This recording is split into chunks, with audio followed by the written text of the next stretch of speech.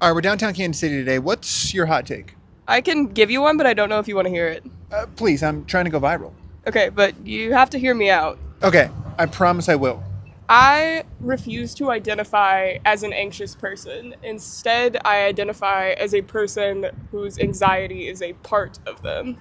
That's actually a great perspective. So you think that there's a difference between those two things? Yeah, absolutely. I mean, I think a lot of us attach ourselves to the idea that we are anxious instead of just realizing that we have anxiety or are feeling anxiety. Identifying as an anxious person would make it seem like anxiety defines me instead of it just being a part of me, not who I am. Wow, that's deep.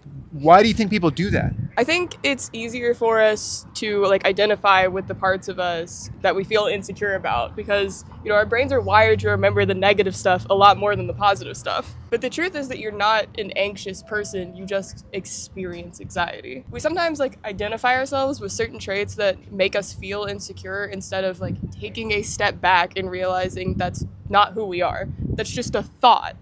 And our thoughts are just a part of us. They're not our whole self. Wow, that's awesome. I love that. How do you manage all of this? I focus on separating my anxiety from myself. So along with realizing these negative traits, I'm also being conscious and noting the positive traits because that's all part of the experience. Our identity is everything that we feel. It's not just this one thing. Wow, that is really inspiring. So the hot take from this is The hot take is that when you realize that you aren't defined by your anxiety or any other negative trait in your life, that you begin to take control of yourself and see things a lot more clearly. that's really freaking powerful. Thank you so much for sharing your perspective. Yeah, no, for sure, man. Have a good day.